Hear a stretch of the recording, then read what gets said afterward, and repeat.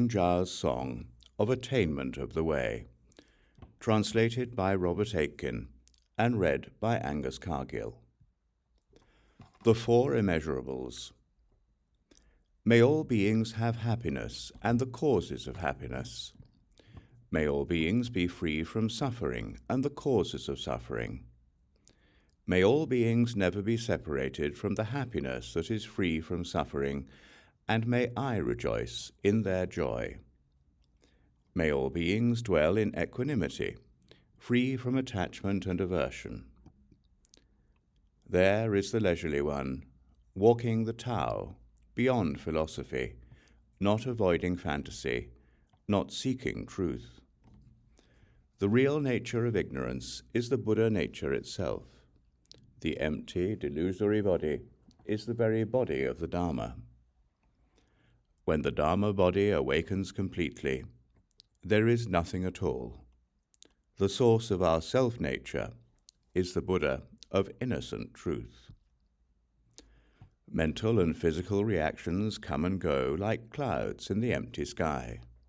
Greed, hatred, and ignorance appear and disappear like bubbles on the surface of the sea.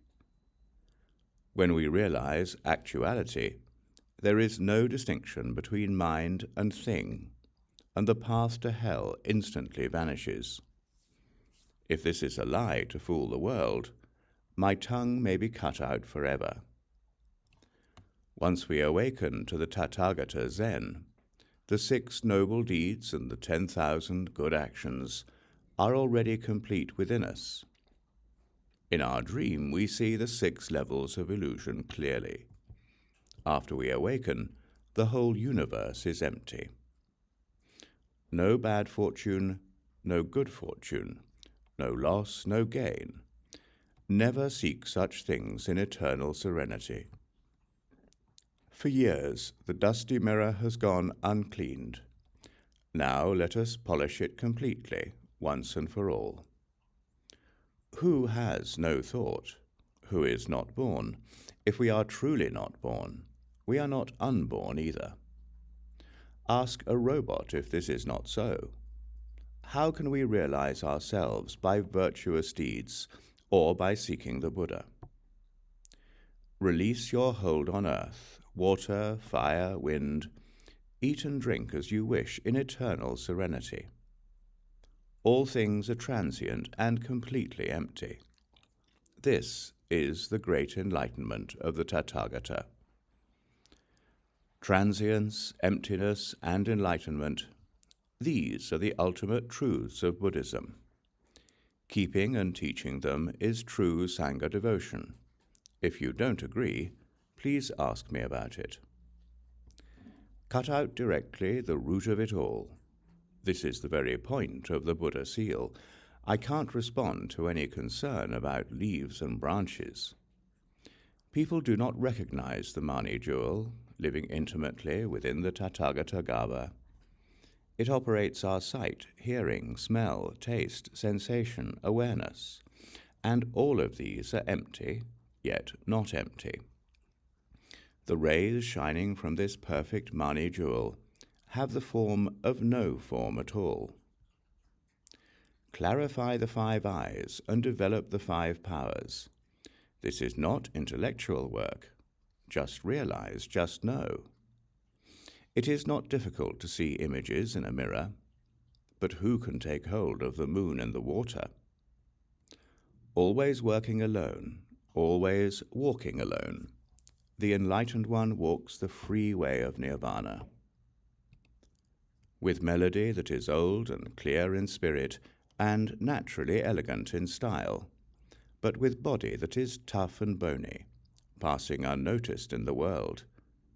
We know that Shakya's sons and daughters are poor in body, but not in the Tao. In their poverty they always wear ragged clothing, but they have the jewel of no price treasured within. This jewel of no price can never be used up, though they spend it freely to help people they meet. Dharmakaya, Sambhogakaya, Nirmanakaya, and the 4 kinds of wisdom are all contained within. The 8 kinds of emancipation and the 6 universal powers are all impressed on the ground of their mind. The best student goes directly to the ultimate. The others are very learned, but their faith is uncertain. Remove the dirty garments from your own mind. Why should you show off your outward striving? Some may slander, some may abuse. They try to set fire to the heavens with a torch and end by merely tiring themselves out. I hear their scandal as though it were ambrosial truth. Immediately everything melts and I enter the place beyond thought and words. When I consider the virtue of abusive words, I find the scandalmonger is my good teacher. If we do not become angry at gossip, we have no need for powerful endurance and compassion. To be mature in Zen is to be mature in expression, and full moon brilliance of dhyana and prajna does not stagnate in emptiness. Not only can I take hold of complete enlightenment by myself, but all Buddha bodies, like sands of the Ganges, can become awakened in exactly the same way. The incomparable lion roar of doctrine shatters the brains of the 100 kinds of animals. Even the king of elephants will run away, forgetting his pride. Only the heavenly dragon listens calmly, with pure delight. I wandered over rivers and seas, crossing mountains and streams, visiting teachers, asking about the way in personal interviews. Since I recognize the 6th founding teacher at Shaoqi, I know what is beyond the relativity of birth and death.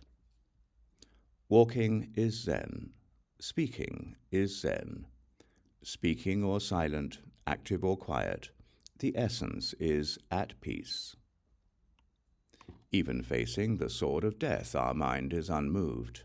Even drinking poison, our mind is quiet.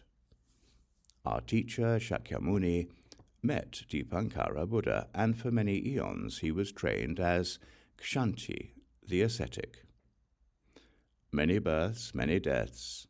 I am serene in this cycle. There is no end to it. Since I abruptly realized the unborn, I have had no reason for joy or sorrow. At any honor or disgrace, I have entered the deep mountains to silence and beauty, in a profound valley beneath high cliffs. I sit under the old pine trees. Zazen in my rustic cottage is peaceful, lonely, and truly comfortable. When you truly awaken, you have no formal merit. In the multiplicity of the relative world, you cannot find such freedom. Self-centered merit brings the joy of heaven itself, but it is like shooting an arrow at the sky. When the force is exhausted, it falls to the earth, and then everything goes wrong. Why should this be better than the true way of the Absolute, directly penetrating the ground of Tathagata? Just take hold of the source, and never mind the branches. It is like a treasure moon enclosed in a beautiful emerald. Now I understand this Mani jewel, and my gain is the gain of everyone endlessly. The moon shines on the river. The wind blows through the pines. Whose providence is this long, beautiful evening? The Buddha nature jewel of morality is impressed on the ground of my mind, and my robe is the dew, the fog, the cloud, and the mist. A bowl once calmed dragons, and a staff separated fighting tigers. The rings on this staff jingle musically. The form of these expressions is not to be taken lightly. The treasure staff of the Tathagata has left traces for us to follow. The awakened one does not seek truth, does not cut off delusion. Truth and delusion are both vacant and without form. But this no form is neither empty nor not empty. It is the truly real form of the Tathagata. The mind mirror is clear, so there are no obstacles. Its brilliance illuminates the universe to the depths and in every grain of sand. Multitudinous things of the cosmos are all reflected in the mind, and this full clarity is beyond inner and outer. To live in nothingness is to ignore cause and effect. This chaos leads only to disaster. The one who clings to vacancy, rejecting the world of things, escapes from drowning but leaps into fire. Holding truth and rejecting delusion, these are but skillful lies. Students who do zazen by such lies love thievery in their own children. They miss the Dharma treasure, they lose accumulated power, and this disaster follows directly upon dualistic thinking. So, Zen is the complete realization of mind, the complete cutting off of delusion, the power of wise vision penetrating directly to the unborn. Students of vigorous will hold the sword of wisdom. The prajna edge is a diamond flame. It not only cuts off useless knowledge, but also exterminates delusions. They roar with Dharma thunder, they strike the Dharma drum, they spread clouds of love and pour ambrosial rain. Their giant footsteps nourish limitless beings. Shravaka, Pratyeka, Bodhisattva, all are enlightened. 5 kinds of human nature, all are emancipated. High in the Himalayas, only Fei-ni grass grows. Here cows produce pure and delicious milk, and this food I continually enjoy. One complete nature passes to all natures. One universal Dharma encloses all Dharmas. One moon is reflected in many waters. All the water moons are from the one moon. The Dharma body of all Buddhas has entered my own nature, and my nature becomes one with the Tathagata. One level completely contains all levels. It is not matter, mind, nor activity. In an instant, 80,000 teachings are fulfilled. In a twinkling, the evil of eons is destroyed. All categories are no category. What relation have these to my insight? Beyond praise, beyond blame, like space itself, it has no bounds. Right here it is eternally full and serene. If you search elsewhere, you cannot see it. You cannot grasp it, you cannot reject it. In the midst of not gaining, in that condition, you gain it. It speaks in silence. In speech, you hear its silence. The great way has opened, and there are no obstacles.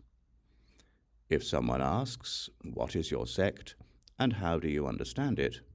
I reply, "The power of tremendous prajna." People say it is positive. People say it is negative. But they do not know. A smooth road, a rough road, even heaven cannot imagine. I have continued my zazen for many eons. I do not say this to confuse you. I raise the Dharma banner and set forth our teaching.